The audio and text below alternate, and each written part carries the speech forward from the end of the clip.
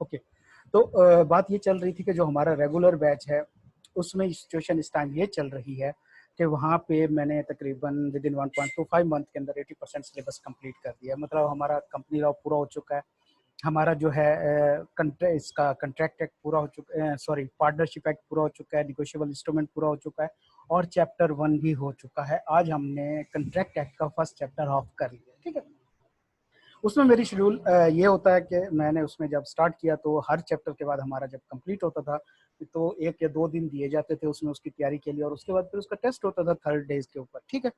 इस तरीके से हम चले और ये चीज़ें हमने देखी।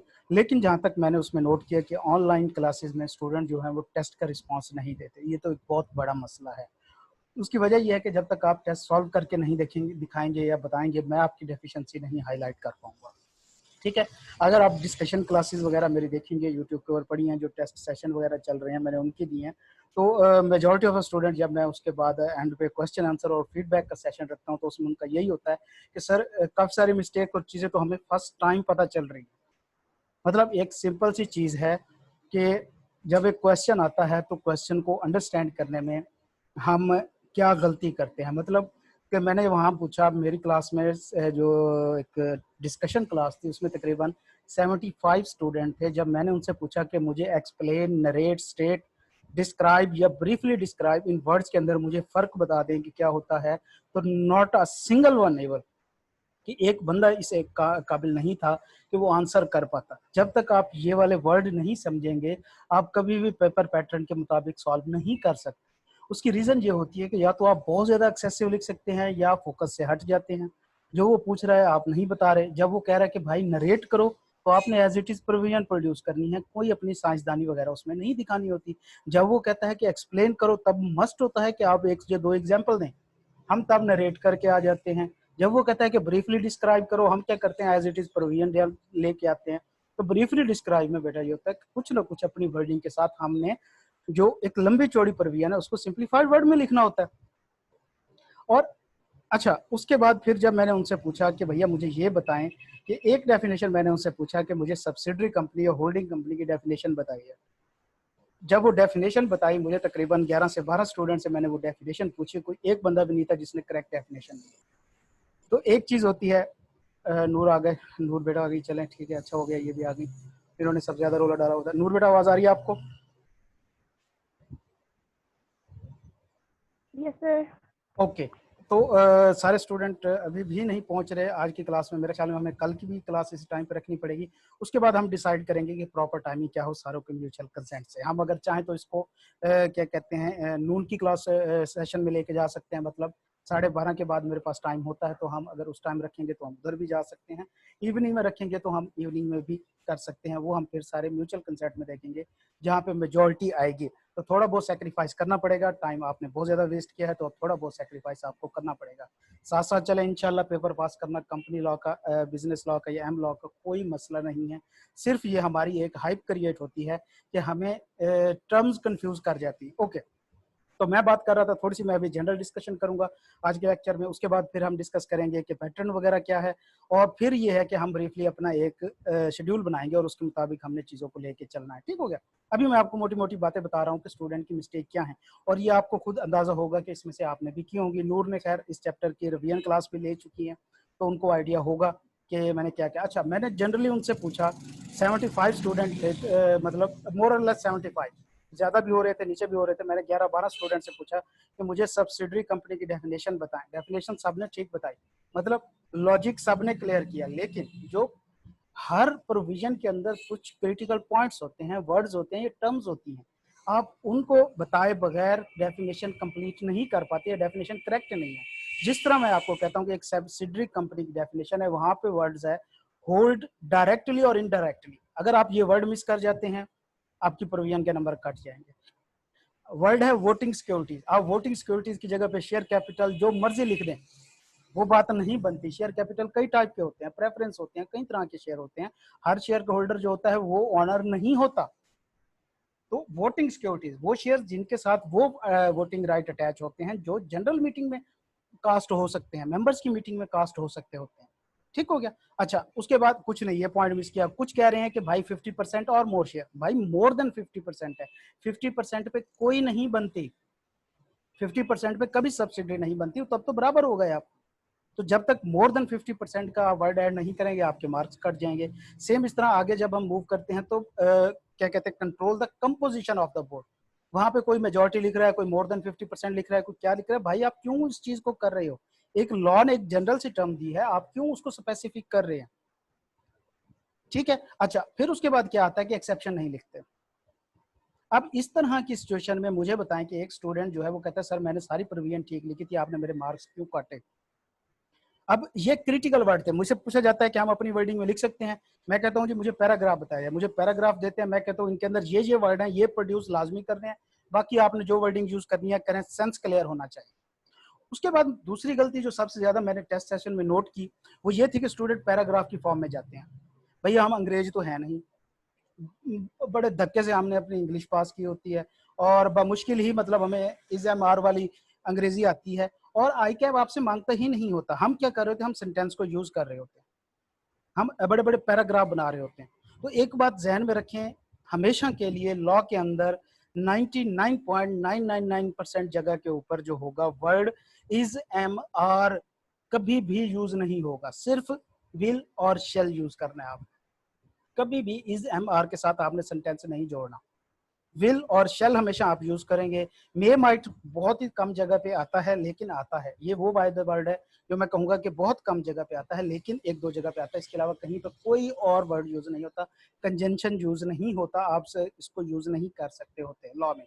फिर उसके बाद लॉ की वर्डिंग पैसिव वॉइस में ज्यादा है, हमें एक्टिव पैसिव वॉइस पे एक्टिव वॉइस पे कितना अबूर होगा है, कुछ भी नहीं है। तो अच्छा भाई आप ठीक है पैराग्राफ की फॉर्म में लिख रहे हो तो कहीं कोई फायदा तो हो ना, तो आप तब लिखें। जब आपका फायदा ही नहीं हो रहा, आप उल्टा सेंटेंस का सेंस ही खराब कर रहे हैं, आप पैराग्राफ का सेंस ही चेंज कर रहे हैं।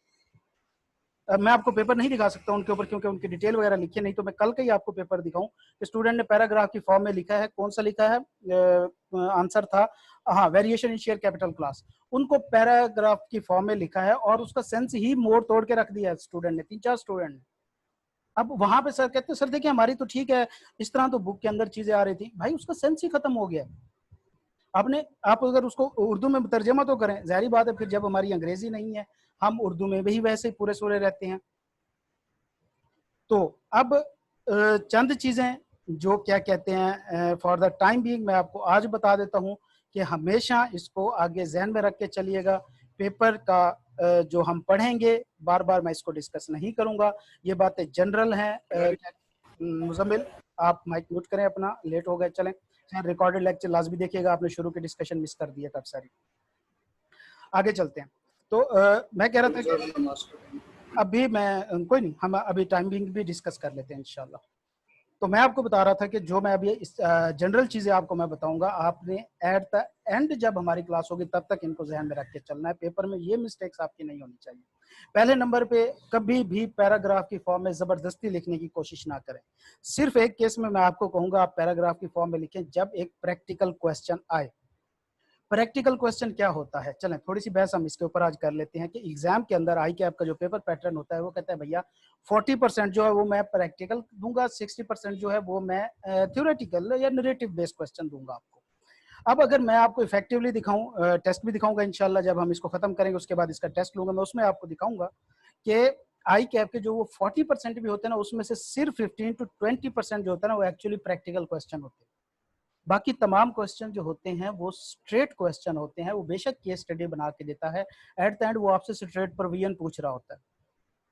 तो आपने सबसे पहले क्वेश्चन को एनालाइज करना है कि भैया क्वेश्चन है क्या, मतलब वो आपको कह रहा है एक्सप्लेन करना है, डिस्क्राइब करना है, नरेट करना है, बेशक किसी फॉर्म में क्वेश्चन हो। चले एक और बात कि बेशक किसी फॉर्म में क्वेश्चन हो, केस स्टडी की फॉर्म में केस हो क्वेश्चन हो, अगर वर्ड इन लिस्ट आ जाता है या नरेट आ जाता है या प्रोड्यूस आ जाता है तो आप एक बात समझ जाएं कि क्वेश्चन स्ट्रेट है। वहां पे कोई आपने प्रैक्टिकल एफिशिएंसी नहीं दिखानी, कुछ भी नहीं दिखाना, आपने स्ट्रेट प्रोविजन प्रोड्यूस करनी है, दैट इट्स। हाँ अगर क्वेश्चन आ जाता है डिस्क्राइब का या एक्सप्लेन का, तब आपके कान खड़े हो जाने चाहिए कि भैया यहाँ पे प्रैक्टिकल केस हो सकता है। जरूरी नहीं कि प्रैक्टिकल केस हो, प्रैक्टिकल केस हो सकता है। अब ये कैसे पता चलेगा कि भैया ये प्रैक्टिकल केस है या नहीं है? तो ये हमारी जो पास पेपर की एक्सटेंसिव प्रैक्टिस होगी उससे हमें अंदाजा हो जाएगा। हर पेपर में जब हम टेस्ट के बाद इंशाल्लाह थोड़ी बहुत डिस्कशन करेंगे उसके ऊपर, तो वहां पे हमें ये चीजें क्लियर हो जाएंगी कि कैसे होना है। ओके, तो क्या चीजें ख्याल रखनी है? सबसे पहली चीज ये करनी है आपने कि कभी भी पैराग्राफ की फॉर्म में लिखने की कोशिश मत कीजिए, सिवाय वहां पर जहां केस स्टडी का क्वेश्चन हो और आपको थोड़ी बहुत एक्सप्लेन करना पड़े, जहां पे लॉ की प्रोविजन कहीं पे ना प्रोड्यूस करनी पड़ रही हो। एक ऐसा पैराग्राफ आप लिखना चाह रहे हो जिसमें आप अपना डिसीजन देना चाह रहे हैं, प्रोविजन वाला जहां पे लॉ की वर्डिंग यूज होगी वहां पैराग्राफ मत यूज कीजिएगा, सिर्फ वहां पे यूज कीजिएगा जहां पे आप डिसीजन दे रहे हो। सिर्फ एक जगह पे आपको अलाउ है, बाकी पूरी की पूरी बुक आप पॉइंट्स की फॉर्म में कन्वर्ट करेंगे। आपकी वर्डिंग ऐसे होनी चाहिए जिस तरह बचपन में हम पढ़ते होते थे, क्या कहते हैं, it's a table, it's a good table, it has 4 leg, it's made of would. ये वाली वर्डिंग आपने यूज करनी है, कोई लंबी चौड़ी साइंसदानी नहीं करनी। आप जो है इंतहाई बेसिक लेवल के ऊपर है, ये लॉ बहुत बेसिक लेवल है। जब आप कॉर्पोरेट लॉ देखेंगे जाके, वो जिन है जिन पूरा इस पॉइंट के ऊपर, यहाँ पर इस लेवल पे आई कैप का मकसद सिर्फ और सिर्फ आपको थोड़ा बहुत अंडरस्टैंड कराना है। कोई वकील बनाना मकसद नहीं है कि आपके लॉजिक क्लियर होने चाहिए, ये चीजें होनी चाहिए। आप हम चार्टर्ड अकाउंटेंट, हम लॉयर नहीं है। हमने अदालत में खड़े होकर ये नहीं कहना कि माय लॉर्ड मेरे फाजिल दोस्त इस तरह चवलियां बढ़ रहे हैं, ठीक है ना, हम ये बात नहीं करने वाले। हमें सिर्फ इसका एक ओवरव्यू होना चाहिए। बाकी जहाँ पे हमें प्रोफेशनल लेवल की चीजें चाहिए, जब आप 3.5 साल आर्टिकल में लगा के मुसलसल सुबह दोपहर शाम 3 टाइम बाकायदा डॉक्टर की प्रिस्क्रिप्शन के मुताबिक जलील होंगे, आपको हर चीज याद हो जाएगी, ठीक है। तो वर्ड्स को जो है वो थोड़ा माइंड कीजिएगा, मैं थोड़ा इनफॉर्मल ही रह के पढ़ाता हूँ। इसमें ये होता है कि एक तो क्लास का इन्वायरमेंट अच्छा रहता है और दूसरा चीजें समझ ज्यादा आती हैं और याद रह जाती हैं वर्डिंग आपको। ओके, पहली बात क्या हुई, आपने कभी इसमें पैराग्राफ की फॉर्म में नहीं जाना, पॉइंट्स की फॉर्म में लिखना है, हमेशा सिंपल वर्डिंग में लिखना है। दूसरे नंबर पे मैंने आपको कहा आपने हमेशा ये टर्म ध्यान में रखनी है, narrate, explain, define, describe, enlist. इनके फर्क क्या है, इनके मतलब क्या है, ठीक है। इनके मतलब फर्क जो है कुछ आपको मैंने अभी बता दिए, बाकी इंशाल्लाह जब हम क्वेश्चन करेंगे इसके, जब हम इसका टेस्ट लिया करेंगे उसमें हम इसको मजीद क्लैरिफाई कर लेंगे। इन चीजों को आपने क्लियर रखना है। तीसरे नंबर पे यह है कि हमारा अब जो पैटर्न रहेगा, हाँ, और तीसरी चीज मैंने क्या बताई, कहीं पे आपने इज एम आर वर्ड नहीं यूज करना लॉ के अंदर, कोशिश करें जितना। मैंने कहा कि 99.99% आप सिर्फ विल और शेल यूज करेंगे। कहीं पे जाके मे और माइट का वर्ड यूज होता है, कहीं पे बाकी इसके अलावा नहीं होता, कहीं कहीं पे 1-2 जगह पे जस्ट, वो भी ठीक है, वो भी मैं आपको बता दूंगा कहाँ कहाँ पे आ रहा है जब हम पढ़ रहे होंगे साथ साथ, ठीक है। तो लिहाजा आपने कहीं पे भी इज एम आर का वर्ड यूज नहीं करना, सिर्फ विल और शेल यूज करेंगे। पैसिव वॉइस वर्डिंग में लिख सकते हैं तो ये बेस्ट है, एक्टिव वॉइस में लिखें कोई मसला नहीं है, हाँ सेंटेंस का सेंस चेंज नहीं होना चाहिए। उसके बाद जब भी हम कोई डेफिनेशन किया करेंगे या प्रोविजन किया करेंगे, उसमें से हम क्रिटिकल पॉइंट निकाला करेंगे कि भैया वो वर्ड्स जो हैं वो मस्ट प्रोड्यूस होने चाहिए, इसके अलावा बाकी जो मर्जी लिखते हो लिखो, आप जिस मर्जी लैंग्वेज में लिखते हो, आप अपनी वर्डिंग में लिखते हो, आप नुसरत फतेह अली खान की वर्डिंग में लिखते हो, जिसमें मर्जी लिखते हो लिखो, किसी को कोई फर्क नहीं पड़ता। हाँ, जो वर्ड्स होंगे जिस तरह मैंने आपको अभी सब्सिडरी कंपनी की डेफिनेशन के अंदर से निकाल के दिए हैं, ये आपने लाजमी प्रोड्यूस करने हैं। ये जब प्रोड्यूस नहीं करेंगे आपके मार्क्स कटेंगे, ठीक हो गया। थ्योरी का पेपर है, 60% 70% मार्क्स वैसे हमें मिलने होते हैं, एट बेस्ट जाके हम 85% तक जाते हैं, इससे ऊपर मार्क्स नहीं मिलते। बहुत सारी लिमिटेशन होती हैं इसमें, ड्राफ्टिंग के मसले होते हैं, आपके हैंड राइटिंग्स वगैरह के इश्यूज आते हैं, तो एग्जामिनर की मर्जी होती है, ठीक है, हम उसको चैलेंज नहीं कर सकते।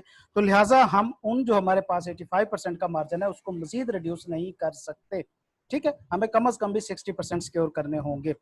उसके बाद आप क्लास के अंदर जब हमारा टेस्ट होगा उसके बाद कभी क्वेश्चन नहीं करेंगे कि सर मेरी प्रोविजन ठीक थी, आपने मार्क्स क्यों काटे हैं। चंद मैं आपको लिमिटेशन बता देता हूं। पहली तो भैया आपके ऊपर प्रेशर की बात है, एग्जाम का प्रेशर और आपके घर में बैठ के पेपर करने का प्रेशर एक जैसा नहीं होता, ठीक है। उसके मार्क्स लाजमी है, अगर आपके ये क्लास के अंदर टेस्ट के अंदर 50% मार्क्स आ जाते हैं तो इफेक्टिवली वो आपके 30% मार्क्स हैं एग्जाम सेंटर के अंदर।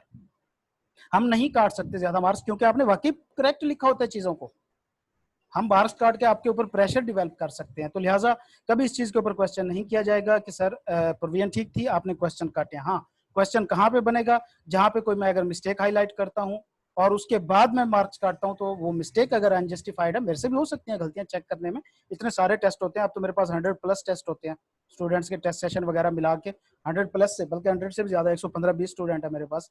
तो लिहाजा उसके ऊपर क्या कहते हैं, आप मुझे कह सकते हैं, मेरे से गलती हो सकती है मार्किंग में, आप वहां पे मेरे साथ चीजें कर सकते हैं। तीसरे नंबर पे सबसे इंपॉर्टेंट चीज लास्ट में मैं आपको बताऊंगा कि आपकी क्लास के अंदर इन्वॉल्वमेंट। क्लास में जब भी क्वेश्चन किया जाए आप सारे इन्वॉल्व रहेंगे। आपको एक बात मैं और बता दूं कि आपको कोई भी नहीं जानता, यहां तक कि मैं भी नहीं जानता कि आप कौन है। हमारी सिंपल आईडी इस टाइम मेरी स्क्रीन के ऊपर आपका नाम आ रहा है, जुनेद, मुजम्मिल और नूर का। ठीक है, मैं आपको बाई फेस नहीं जानता, मैं नहीं जानता आप कहां से हैं। आप यहाँ पे कुछ भी बोंगी मारेंगे, किसी को कोई फर्क नहीं पड़ता बेटा। लेकिन हाँ, आपको फर्क पड़ेगा उस बोंगी से कि आपका कम से कम कुछ ना कुछ क्लियर हो जाएगा। चीजें गलत है, ठीक है, कुछ भी है, आपने क्लास में इंगेज रहना है। ठीक है, मेरी नॉर्मल क्या एक अब स्ट्रेटेजी जो होती है, अब हम वो डिस्कस करते हैं कि मैं पढ़ाते हुए कम से कम पूरा चैप्टर जो होता है ना, जब तक हम चैप्टर कंप्लीट करते हैं, मैं 3 से 4 बार वैसे रिवाइज करा देता हूँ। मतलब एक बार मैं नॉर्मल पढ़ाता हूँ लेक्चर में, लेक्चर खत्म करने से पहले एक बार मैं रिवाइज करा देता हूँ। नेक्स्ट डे जब क्लास स्टार्ट होती है तो पीछे वाला फिर से रिवाइज कराता हूँ और फिर आगे चलता हूँ।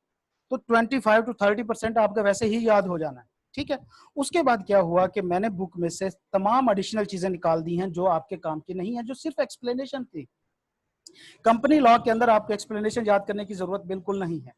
95% चांस है कि कंपनी लॉ के अंदर से क्वेश्चन हमेशा स्ट्रेट आता है। केस स्टडी था, एक ऑडिट के टॉपिक से बनता था, अल्लाह ताला का शुक्र है, तमाम नवाफिल अदा करें, वो हमारा निकल चुका है। ठीक है, तो कहीं से भी केस स्टडी का क्वेश्चन जो है वो बहुत ही कम जाके बन सकता है, सिवाय एक दो जगह पे जहां पे variation in share holder, share capital clause या मेमोरेंडम या आर्टिकल का, उसके ऊपर थोड़ा सा वो केस स्टडी बनाने की भोंडी सी कोशिश करता है, एक्चुअली बनता नहीं है। वो क्यों नहीं बनता वो भी हम देखेंगे कि एट द एंड उसने आंसर ट्रेड किया होता है। ठीक हो गया, तो क्लास के अंदर आपने इन्वॉल्व रहना है, कम से कम आपकी 35% या 40% तैयारी आपकी क्लास में हो जाएगी। ठीक है, हम थोड़ा सा स्पीड में चलेंगे। दो तरीका कार होंगे हमारे पढ़ाई के, स्टडी के। सबसे पहले हम कंपनी लॉ स्टार्ट करेंगे और इसको एंड करेंगे। काफी सारा पोर्शन डिलीट हो चुका है, ऑडिट का पोर्शन भी निकल गया है, उसके अलावा क्या कहते हैं वो जो था इन्वेस्टमेंट वाला टॉपिक है उसमें से भी काफी कुछ डिलीट हो चुका है। तो काफी चीजें डिलीट हो चुकी हैं, इसमें से बहुत कम हो गया। ठीक है, दूसरा, नई पॉलिसी अभी तक आई कि आपने अनाउंस नहीं की, लेकिन किसी भी वक्त वो बम गिरा सकता है, तो ये आपके पास गोल्डन चांसेस हैं। मैं आपको यकीन से कहता हूं कि अगर ये स्प्लिट हो गया तो कंपनी लॉ पास करना बस के में नहीं रहेगा आपके। मेरे ऐसे दोस्त भी थे, जब हमारा क्लासेस होती थी तब ये सेपरेट होता था कंपनी लॉ का टॉपिक, सारे पास हो जाते थे, साथ साथ आठवीं लास्ट अटेम्प्ट में जाके लॉ निकलता होता था उसका, कंपनी लॉ का। इतना ज्यादा लेंथी हो जाना ये। अभी ये जो 50% का पोर्शन है ना, ये सिर्फ आपके लिए बोनस है। 350 पेजेस हैं, उसमें से सिर्फ और सिर्फ इसके 125 to 150 पेजेस बनते हैं, मतलब 1/3 भी नहीं बनता इसका पोर्शन कंपनी लॉ का। मार्क्स पूरे 50 हैं।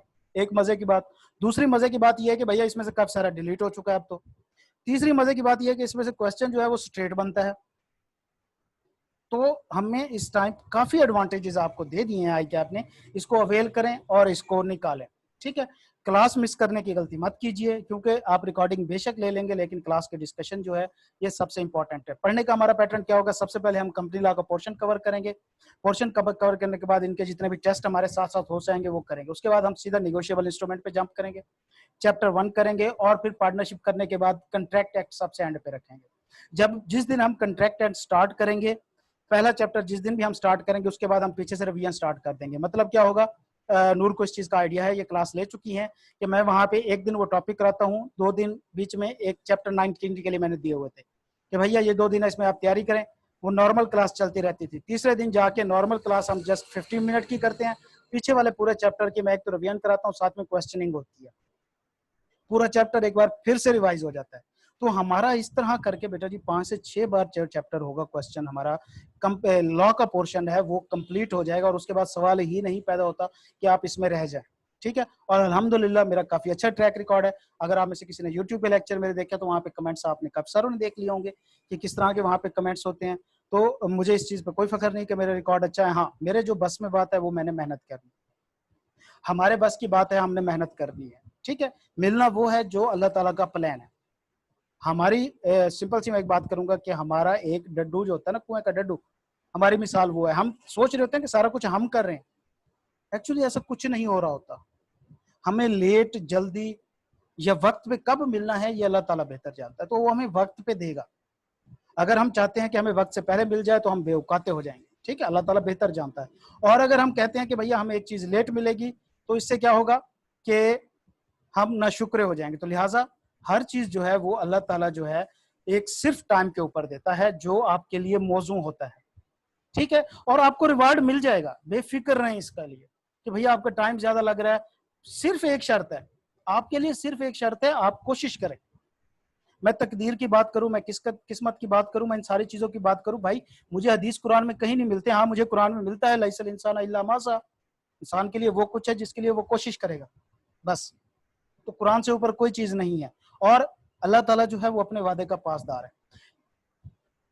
दो बातें जहन में रख लें बेटा, कि मेहनत करते हैं और अल्लाह से दुआ नहीं मांगते तो आप तकब्बुर कर रहे हैं। तकब्बुर सिर्फ अल्लाह ताला की जात के लिए है, किसी इंसान के लिए नहीं। हम आजिज लोग हैं, तो लिहाजा मेहनत करें, अल्लाह से दुआ मांगे साथ में। हाँ, अब मेहनत नहीं करते फिर उम्मीद रख के बैठ जाते हैं कि अल्लाह ताला आपको पास कर देगा। बेटा दुनिया एक सिस्टम पे चलती है, आई कैब ने 50-600 ही पास करना है। अगर आपको बगैर मेहनत के अल्लाह ताला पास कर देगा तो किसी मेहनत वाले बच्चे का हक मारा जाएगा। क्या आपको लगता है अल्लाह ताला बेइंसाफी कर सकता है किसी के साथ? अल्लाह ताला बहुत इंसाफ पसंद है, सबसे बड़ा इंसाफ पसंद है, तो लिहाजा इंसाफ करेगा। बगैर मेहनत के दुआओं के भरोसे पे बैठ के आप पेपर पास नहीं कर सकते। तो लिहाजा हमारे बस में क्या है, हम मेहनत करें और उसके बाद दुआ करें, बाकी अल्लाह ताला पे छोड़ दें और अल्लाह ताला बेहतर जानने वाला है, ठीक है। जनरल क्लास हमारी अल्हम्दुलिल्लाह यहीं पर एंड होती है। उसके बाद अब हम थोड़ा सा अपने सिलेबस की तरफ मूव करते हैं और चीज़ों को देखते जाते हैं। तो हमने कहा कि ये 50% का पोर्शन है। कंपनी लॉ का लेंथी चैप्टर 3 है, इसमें से एक मीटिंग वाला, एक मैनेजमेंट वाला, अकाउंट्स वाला अब छोटा हो गया। तो मैं कहूँ तो ज्यादा से ज्यादा ये जो क्या कहते हैं इन्वेस्टमेंट, या इन्वेस्टमेंट वाला भी बहुत छोटा हो गया, शेयर कैपिटल वाला जो है, ठीक है। प्रोस्पेक्टिस भी बहुत छोटा सा है, पहला चैप्टर भी बहुत छोटा सा है। दूसरा चैप्टर जो इसका 20वां है, थोड़ा सा वो लॉजिकल है, लेकिन जब हम उसको एक सीक्वेंस में पढ़ेंगे तो उस चीजें बिल्कुल सिंपल हो जाएंगी, कहीं पे कोई भी मसला नहीं आएगा। बहुत छोटा सा चैप्टर लगेगा आपको, ठीक हो गया। चैप्टर 18 जो है उसका भी तकरीबन 10 से 12 नंबर का वेटेज होता है। चैप्टर 17 का भी तकरीबन इतना है, लेकिन क्योंकि उसमें से भी काफी सारी अब डिलीशन हुई है पार्टनरशिप एक्ट के अंदर, और क्या क्या नहीं, पार्टनरशिप एक्ट में सॉरी डिलीशन नहीं हुई, निगोशिएबल इंस्ट्रूमेंट में डिलीशन हुई है, तो हो सकता है कि उसका इस बार वेटेज वो वेरिएबल करे। पहला चैप्टर जो था उसका पहले 5 से 10 का था, अब 4 से 6 का कर दिया है।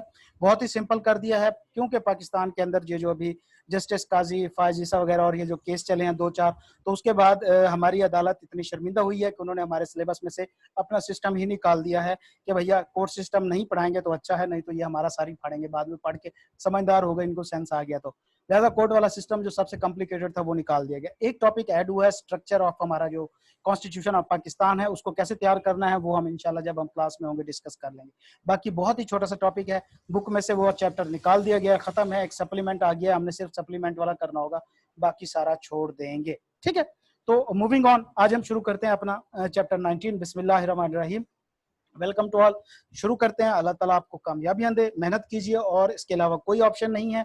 टाइम बहुत वेस्ट हो गया है, इसमें कहीं पे थोड़ी सी भी कमी कुताही की गुंजाइश नहीं बची। एक पेपर है, निकाल लें। आप में से किसी को शायद अंदाजा नहीं होगा कि कैफ जब बंदे का क्लियर होता है ना, फीलिंग क्या होती है। मुझसे पूछें कि फीलिंग क्या थी। आपकी लाइफ वेस्ट हो रही होती है, मतलब अटेम्प्ट्स लग रही हैं, आपकी जिंदगी वेस्ट हो रही है। एक पेपर, दो पेपर पे आप फंस के बैठे हैं, कहीं पे टाइम नहीं लग रहा, वेस्ट हो रहा होता है, टोटल वेस्ट ऑफ टाइम होता है। फीस की टेंशन अलहदा हो रही होती है, फ्यूचर की टेंशन अलहदा हो रही होती है। हम वैसे ही माशाल्लाह आधे बुढ़े हो चुके होते हैं, और फिर उसके बाद क्या कहते हैं, आगे आर्टिकल 3.5 साल का पहाड़ पड़ा होता है। तो इतनी सारी टेंशन से एकदम बंदा रिलीज होता है ना कैफ पास करके, इतना शायद ही मेरे ख्याल में एक मोमिन को जन्नत में जाने की खुशी होती है, वो होती होगी। तो वो खुशी की तरफ आप मूव करें। ये छोटी छोटी खुशियां हैं, थोड़ी सी मेहनत है, 1.5 महीना सारा है, कर लें, जान छूट जाएगी। मैं आपको कोई यहाँ पे लॉजिक नहीं क्लियर कराऊंगा, आपको वकील नहीं बनाऊंगा, चीजें नहीं सिखाऊंगा, मैं आपको पेपर पास कराऊंगा। मैटर करता है आपका पेपर पास करना। प्रैक्टिकली आप जब जाके जलील होंगे ना फर्मों में, आपके साथ उस वाली होनी है, आपको सारा कुछ तैयार हो जाना है। तो बेफिक्र रहें। ओके, हमारी जनरल डिस्कशन बहुत हो गई यहाँ तक। अभी ने किसी ने कोई क्वेश्चन करना है तो वो कर लें। क्लास के एंड पे इंशाल्लाह जो हम होगा, टाइमिंग को भी थोड़ा सा डिस्कस करेंगे।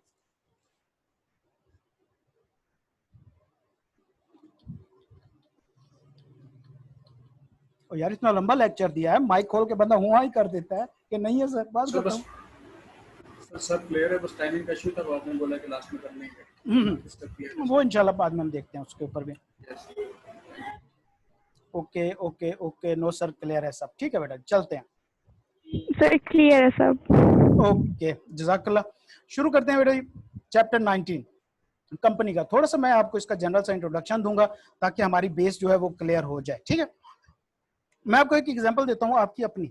आपकी प्रैक्टिकल लाइफ की, कि आपकी एज के हम 3 हिस्से करते हैं। जब तक थे आप 10 साल के,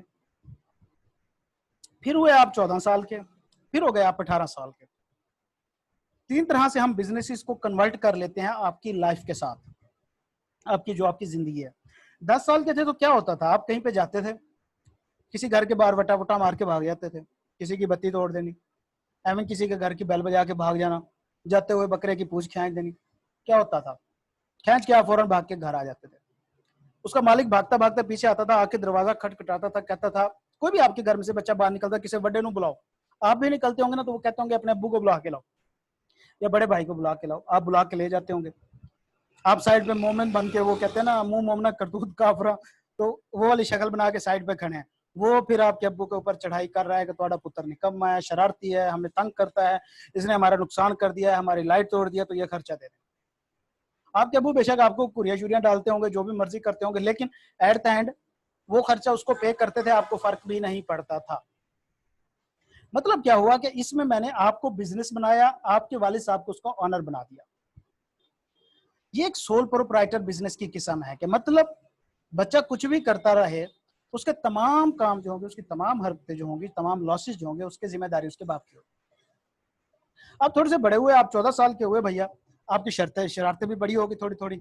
अब आप क्या करते थे, सड़क के दरमियान में वो कहते हैं बैरियर लगा के खड़े हो जाते थे, कहीं पे चुंगियां वसूल करने खड़े हो जाते थे, या इसी तरह कहीं पे कोई बड़ी किस्म की शरारत, आते जाते पे आवाज कसना, उल्टे नाम रखने शुरू कर दिए लोगों के। अब क्या होता था, अब ये होता था कि भैया थोड़ी बहुत तो फेंटी आपको भी पड़ती थी, लेकिन एट द एंड फिर आपके वालिद साहब के पास आ जाता था वो बंदा, और आके कहता था कि भैया अपने पुत्र को संभाल लो, ना तो साढ़े नुकसान पूरा करो।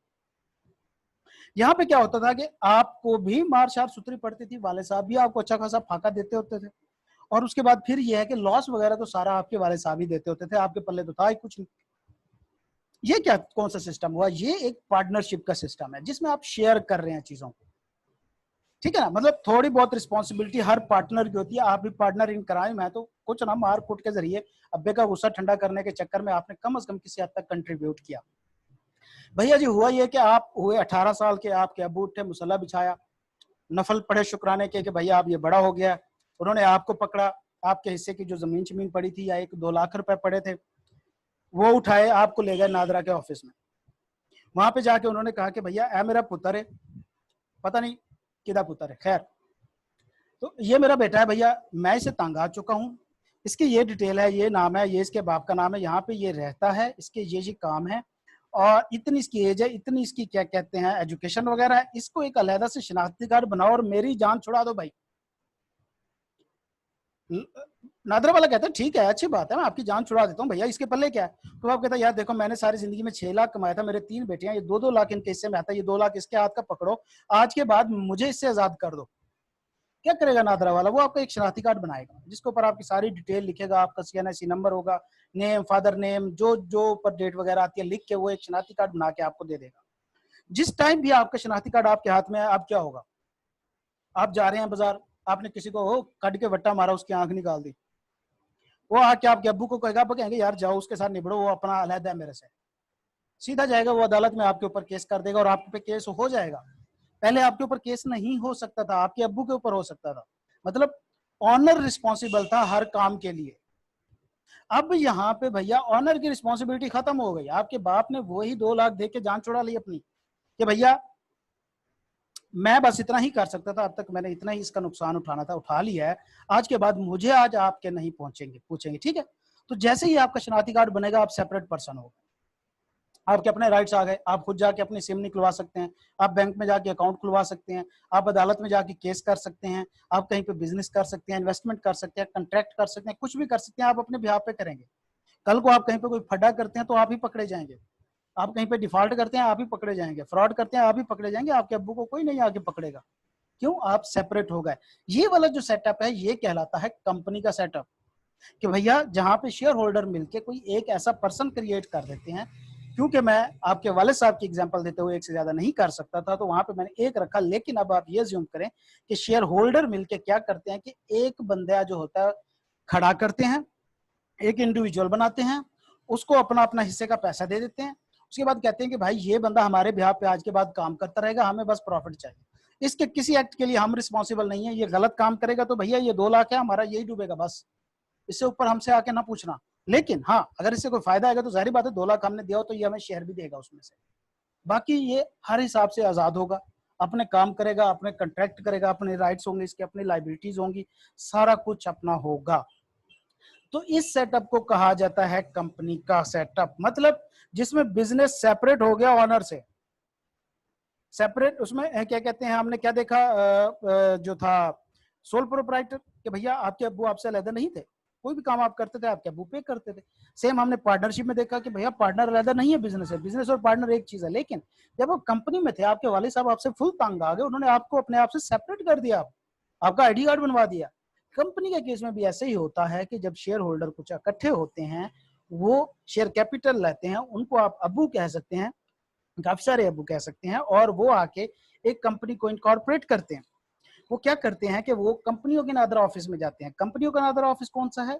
एसएसीपी, जिसको हम कमीशन कहेंगे। एससीसीपी वर्ड नहीं यूज करना, कमीशन यूज करें जहां पे भी आप करें, securities and exchange commission of Pakistan. ठीक है, तो मैं आपको थोड़ा सा प्रैक्टिकली दिखाता हूँ इसका एक्सपोजर, के जब आप खास तौर पे जाएंगे आर्टिकल में, तो ये चीजें अगर आपको आती होंगी तो आप काफी फायदे में रह जाएंगे, क्योंकि ये चीजें वो हैं जो आपको प्रैक्टिकली वो होंगी। एससीसीपी SCCP.gov.pk, तो ये एक वेबसाइट है। क्या हुआ कि एक कंपनी थी, उसके अब्बू इकट्ठे हुए, उन्होंने कहा कि भाई हमने एक सेपरेट बंदा बनाना है, अपना बिजनेस हमने सेपरेट करना है। चाहे वो पहले से चला रहे थे, वो क्या करेंगे, वो उठाएंगे आपकी डिटेल सारी अपने बिजनेस की, भाई इतना इसका नाम रखा हुआ है हमने, इसका ये एड्रेस है, यहाँ पे रजिस्टर्ड ऑफिस है, इतने पैसे हमने इसको दे दिए हैं, ये इसने काम करना है, ठीक है, इतनी हमारी लाइबिलिटी है, हमारी डिटेल ये है, आप इसको अलग से बंदा बना दो। ये सारी चीजें उठा के वो आ जाएंगे एससीसीपी की इस वेबसाइट के ऊपर, जो कि कंपनियों का नादरा ऑफिस कहलाता है। ठीक है, ये एससीसीपी की वेबसाइट है। मैं इसको मैक्सिमाइज नहीं कर पा रहा, उसकी वजह यह है कि ऊपर मेरे इधर कंट्रोल पैनल आ रहा है इसका जूम का, तो ये स्क्रीन है इसकी एससीसीपी की। यहाँ पे आते होते हैं और इस वेबसाइट पे आके ई सर्विसेज में आके यहाँ पे वो आपको क्या करते हैं कि पार्टिकुलर वगैरह यहाँ पे लॉगिन बना के दे देते हैं आपके, और जो एससीसीपी वाले होते हैं, कमीशन होता है, वो सारी चीजें सेम जिस तरह नादरा रिकॉर्ड करता है, वो रिकॉर्ड करके वो आपकी एक कंपनी में आता है। जिस तरह ये मेरा एक क्लाइंट है सेज सॉल्यूशन प्राइवेट लिमिटेड, तो ये कंपनी बना दी, ये देखिए ये कॉर्पोरेशन नंबर दे दिया उसका, और उसके बाद ये अब तमाम चीजें उससे रिलेटेड आ रही हैं, यहाँ पे क्या कहते हैं प्रोसेसेस वगैरह आ रहे हैं, सारा कुछ है। ये प्रैक्टिकल चीजें मैंने आपको एक ओवरव्यू देना था। तो क्या होगा कि जब एक कंपनी बननी होगी, शेयर होल्डर उठेंगे, पैसे इकट्ठा करेंगे, एससीसीपी चले जाएंगे कंपनियों के नादरा ऑफिस में, वहां पे जाकर कहेंगे भाई इस बंदे को बंदा बना दो। वो क्या करेंगे कि बंदे की डिटेल लेंगे आपसे, जिस तरह आपके नादरा ऑफिस में ली जाती है। डिटेल लेने के बाद वो क्या करेंगे, आपको डिटेल लेने के बाद वो एक आपको आईडी कार्ड इशू कर देंगे, जिसको इनकॉर्पोरेशन सर्टिफिकेट कहा जाता है। ठीक है, इनकॉर्पोरेशन सर्टिफिकेट जो होगा, मैं देखता हूँ कि शायद अगर पढ़ा हो, नहीं तो जब हम वो टॉपिक कर रहे होंगे मैं आपको उसमें दिखा दूंगा। इनकॉर्पोरेशन सर्टिफिकेट नहीं, इस नाम से नहीं पढ़ी फाइल, खैर पढ़ी होगी मेरे सिस्टम में फाइल, तो बहुत सारे क्लाइंटों की पढ़ी हुई है, मैं दिखाऊंगा आपको। अच्छा, तो वो एक इनकॉर्पोरेशन सर्टिफिकेट इशू कर देते हैं और आप सेपरेट लीगल पर्सन बन जाते हैं। ओके, जैसे ही आपके हाथ में इनकॉर्पोरेशन सर्टिफिकेट आएगा, आप कंपनी बन जाएंगे। अब आपके कुछ कैरेक्टरिस्टिक्स होंगे कि मैं आपको कहूँ कि भैया अगर मुझे बताया जाए कि एक कंपनी के क्या क्या कैरेक्टरिस्टिक्स हैं जो उसको एक कंपनी बनाते हैं, तो पहली चीज क्या है कि भैया वो सेपरेट लीगल पर्सन होगा, आर्टिफिशियल होगा। पर ये चीज ध्यान में रखें, आर्टिफिशियल होगा, वजह क्या है, सिर्फ किताबों में है, फिजिकली एग्जिस्ट नहीं करता, और अंडर कंपनीज एक्ट 2017 रजिस्टर होगा। पहली बात, अगर 17 में रजिस्टर नहीं है कंपनीज एक्ट में, तब तक वो कंपनी नहीं बनेगी। लीगल पर्सन होगा, मतलब इसके अपने राइट्स और लाइबिलिटीज होंगे। ठीक है, इसके अपने राइट्स और लाइबिलिटीज होंगे। Managed by director who may also be the member, ये एक सेपरेट सी चीज, आप सिंपल लिखें कि भाई डायरेक्टर इसको मैनेज करेंगे। और any legal person can on share in the company, तो कंपनी के अंदर कोई भी लीगल पर्सन जो होगा वो शेयर रख सकता है, मतलब कंपनी का अब्बू कोई भी बन सकता है। ठीक है, तो लिहाजा हमने क्या पढ़ा कि एक कंपनी के कैरेक्टरिस्टिक्स क्या होते हैं। एक आर्टिफिशियल पर्सन होता है, एक लीगल पर्सन होता है, और उसके बाद इसके अपने राइट्स एंड लायबिलिटीज होते हैं। इसको डायरेक्टर चला रहे होते हैं, और इसके अंदर कोई भी लीगल पर्सन जो है वो अपने शेयर ऑन कर सकता है। छोटा सा कंसेप्ट इसके अंदर एक और कैरेक्टरिस्टिक है, वो है separate legal entity. Separate legal entity का मैंने आपको अभी कंसेप्ट समझा दिया है कि जैसे ही आपका आईडी कार्ड बना था, आप अपने वालिद से सेपरेट हो गए थे, आपके किसी काम से आपके वालिद को नहीं पकड़ा जाएगा। कंपनी के केस में भी ऐसे होता है कि जब आप एक आर्टिफिशियल पर्सन बन जाते हैं, आप अपने ऑनर से अलग हो जाते हैं, आप अपने अब्बू से अलग हो गए। तो अब क्या होगा कि भैया कंपनी जो होगी वो एक अलहदा से पर्सन कंसीडर होगी अपने मालकान से, ठीक है, ऑनर से। Can inter into contractual agreement in its own name, अपने नाम पे कंट्रेक्चुअल एग्रीमेंट में जा सकती है। इन केस कंपनी का डेट, अगर कंपनी ने किसी से कर्जा लिया तो कंपनी खुद पे करेगी, मालिक वगैरह नहीं देंगे। कंपनी और इट्स ओन एसेट, कंपनी के जो एसेट होंगे वो कंपनी के अपने नाम पे होंगे, लिखा होगा कि मालिक इसका कौन है, ठीक है।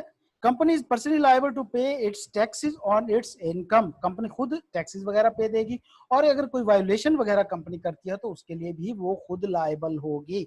तो ये सेपरेट लीगल एंटिटी का कंसेप्ट है कि अगर आपको कहा जाता है 4 नंबर का 3 नंबर का क्वेश्चन आता है, ओके, एक और बात ध्यान में रखिए, जब भी आपको क्वेश्चन आए आपने मार्क्स देखने, अगर तो क्वेश्चन का आंसर पॉइंट्स की फॉर्म में है, 3 मार्क्स का क्वेश्चन है, और कम से कम भी आप उसके 4 या 5 पॉइंट मस्ट प्रोड्यूस करें, और इतने होंगे उसके, जब तक जितना मैंने अब तक असेस किया है 4 या 5 पॉइंट अगर छोटे होंगे तो होंगे, अगर 3 पॉइंट होंगे तो इतनी लेंथ में होंगे कि वो 3-4 नंबर को कवर कर जाएंगे, ठीक हो गया। तो लिहाजा अगर इस तरह का क्वेश्चन 3-4 नंबर का आता है तो आपने ये सारे पॉइंट प्रोड्यूस करने होंगे। सेपरेट लीगल एंटिटी से क्या मुराद, कंपनी एक सेपरेट लीगल पर्सन है, किन से, अपने ऑनर से। सेपरेट कंट्रेक्चुअल एग्रीमेंट में इंटर हो सकता है, अपने नाम पे डेट वगैरह इनकर कर सकता है, अपने नाम पे एसेट रख सकता है, खुद ही टैक्स वगैरह पे करेगा, कंपनी के मालकान लायबल नहीं होंगे, और अगर इन केस कहीं पे वो लॉ की वायलेशन वगैरह करता है तब भी वो खुद पर्सनली लायबल होगा, कंपनी लायबल नहीं होगी, ठीक है। ये एक और क्या कहते हैं, एक छोटा सा कंसेप्ट है। उसके बाद लिमिटेड लायबिलिटी का कंसेप्ट। लिमिटेड लायबिलिटी से कंसेप्ट मैंने अभी आपको बताया कि भैया जब आपके अब्बू उठे और नादरा के ऑफिस में गए तो उन्होंने कहा कि मेरी बस हो गई है भाई इसकी चिट्ठियां भरते भरते, ठीक है ना, मैं अब इसके ज्यादा फटीके नहीं उठा सकता, मेरी लायबिलिटी यहीं पे लिमिट कर दो भाई, मैं बस ये 2 लाख दे रहा हूँ, इससे ज्यादा का मेरे से आके कभी नहीं मांगना तुमने। तो 2 बातें क्लियर हुई। सबसे पहले क्या है कि भैया कंसेप्ट अप्लाई किसके ऊपर होता है, लिमिटेड लायबिलिटी का ऑनर्स के ऊपर होता है। अब ये क्रिटिकल पॉइंट है एक, ये आप इस आंसर में मस्ट लिखेंगे कि लिमिटेड लायबिलिटी का जो कंसेप्ट है वो ऑनर्स के ऊपर अप्लाई होता है। In case liability of a company, owner will be liable up to the amount of their investment, कि आपके अब्बू ने जो 2 लाख दिए बस वही लायबल है, इससे ज्यादा लायबल नहीं होंगे। Shareholder shall not be liable for any company unpaid debt in case of liquidation, कि कंपनी बंद हो जाती है, कंपनी के ऊपर कुछ कर्जे ज्यादा थे तो शेयर होल्डर वो नहीं पे करेंगे। ये लिमिटेड लायबिलिटी का कंसेप्ट है। एक और कंसेप्ट है परपेचुअल सक्सेशन, ये कैरेक्टरिस्टिक्स भी हैं, ठीक है, मतलब इन 5 के बाद आपने ये भी साथ में ऐड कर देने हैं, परपेचुअल सक्सेशन वगैरह, ठीक है। परपेचुअल सक्सेशन क्या होती है, देखें मैं आपको एक बात बताता हूं कि अगर आप एक इंडिविजुअल हैं या एक पार्टनरशिप बिजनेस में काम कर रहे हैं और आपने एक बैंक अकाउंट खुलवाया हो, ठीक है, 3 पार्टनर है एबीसी, और आपने एक बैंक अकाउंट खुलवाया हुआ है और वहां पे आपने लिखा हुआ है कि जब भी कोई चेक पास होगा तीनों पार्टनर्स के साइन ऊपर होने चाहिए। एक पार्टनर मर गया, सबसे पहली बात तो पार्टनरशिप क्रिएट कैसे होती है, एक कॉन्ट्रैक्ट के थ्रू होती है, एक एग्रीमेंट के थ्रू होती है। एक पार्टनर मर गया, 2 पार्टनर साइन करके चेक बैंक में ले जाएंगे तो क्या बैंक जो है वो चेक एक्सेप्ट करेगा, आंसर दीजिए जरा। नहीं सर, नहीं करेगा, वो कहेगा तीसरा बंदा लाओ, वो कहेंगे सर हम कबर में से तो उठा के नहीं ला सकते तीसरे बंदे को। बैंक वाले कहेंगे क्या मतलब, बंदा मर गया, कहते जी मर गया, तो भैया अब तो फिर आपका एग्रीमेंट चेंज होगा। वो कहते ठीक है हम कर लेते हैं, कोई मसला नहीं है, तो आप ये करें हम अभी कर लेते हैं। कहता है ना बाबा जी ऐसे नहीं होगा, जब आपका एग्रीमेंट चेंज हो गया आपकी पार्टनरशिप चेंज होगी, चाहे बिजनेस वही रहे चाहे नेम वही रहे, एग्रीमेंट के अंदर अगर आपने चेंज कर दिया आपकी पार्टनरशिप चेंज हो गई, पुरानी खत्म हो गई।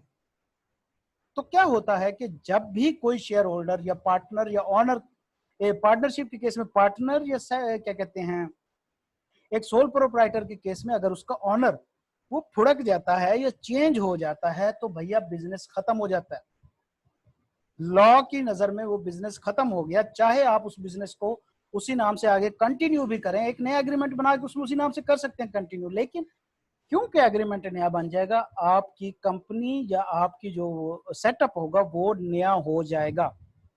कंपनी के केस में ऐसा नहीं होता भैया, कंपनी के केस में क्या होता है कि हमने कहा कि कंपनी एक सेपरेट पर्सन है, तो अगर उसके ऊपर जितने भी शेयर होल्डर हैं वो आते जाते रहें, कंपनी की एग्जिस्टेंस को फर्क नहीं पड़ेगा। मतलब कुछ शेयर होल्डर हैं उन्होंने शेयर सेल कर दिया किसी दूसरे को, कुछ शेयर होल्डर मर गए उसके घर वालों को शेयर ट्रांसफर हो गए, किसी भी तरीके से शेयर की मूवमेंट हो रही है ऊपर, कंपनी को कोई फर्क नहीं पड़ रहा भाई, कंपनी कहती है कि तुम सब भाड़ में जाओ, मुझे मेरा काम करने दो, आप आपस में पैसा पैसा खेलते रहो, मुझे तो अपना काम करने दो ना। परपेचुअल सक्सेशन से मुराद ये है कि कंपनी की ऑनरशिप में चाहे जितनी मर्जी चेंज हो जाए, कंपनी के लीगल स्टेटस के ऊपर कोई फर्क नहीं पड़ेगा, कंपनी एज इट इज चलती रहेगी। पढ़ लेते हैं, share can be transfer to any other person by the owner. Owner जो है वो किसी भी पर्सन को क्या कहते हैं, शेयर ट्रांसफर कर सकता है, सही है। मोस्ट कॉमन तरीके कौन से हैं भैया जी? गिफ्ट वगैरह, inheritance. Transfer does not affect the legal status और legal existence of the company. तो एक्चुअली ये 3 लाइनें जो मैंने पॉइंट्स की फॉर्म में कन्वर्ट कर दी हैं, ये पूरी डेफिनेशन थी जो पैराग्राफ की फॉर्म में लिखी हुई थी बुक के अंदर, ये पैराग्राफ की फॉर्म में लिखा हुआ है, मैंने आपकी आसानी के लिए पॉइंट्स की फॉर्म में कन्वर्ट कर दिया कि भैया इज एम आर लगाते हुए भाई साहब आधा तितर आधा बटेर ना बना दें। तो आपने ऐसे ही पॉइंट्स की फॉर्म में क्वेश्चन प्रोड्यूस करना है, तो इंशाल्लाह आपके मार्क्स कंफर्म होंगे। तो यहां तक किसी का कोई क्वेश्चन जितना आज पड़ा है और चीजें समझ आई, बता दें जरा, कहीं पे कोई मसला किसी को? तरीकाकार ठीक है? यस सर, सब कुछ यस सर, सब कुछ समझ आ गया। सर एक बात बता दें कि अगर जैसे ये परपेचुअल सक्सेशन के आपने 3 पॉइंट्स बनाए हैं, अगर वो हमसे डेफिनेशन सिंपल पूछ ले, डिफाइन परपेचुअल सक्सेशन, फिर भी हम लिखते हैं परपेचुअल सक्सेशन डिफाइन एज और ये following points points. Points points points points आपने पॉइंट्स ओके प्रोड्यूस सर, करना है। Okay sir. ओके, और मुजम्मिल आपको बेटा क्लियर है? यस सर, बिल्कुल क्लियर है सर। ठीक है, जुनैद बेटा आप?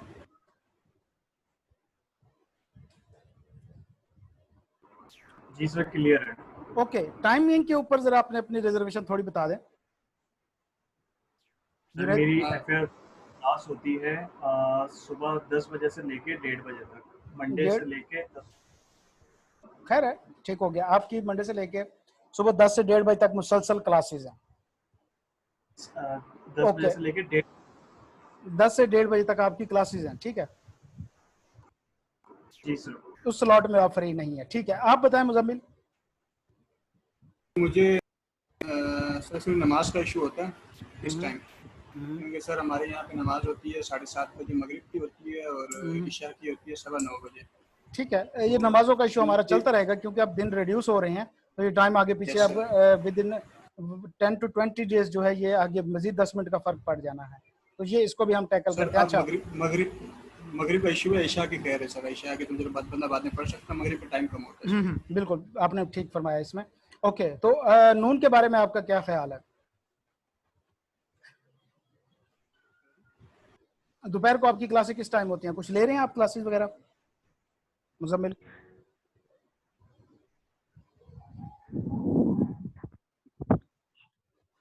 मुजम्मिल बेटा आपसे मैं पूछ रहा हूँ कि आप दोपहर को नून में रख लेना 12 से 12 to 1 रख लें।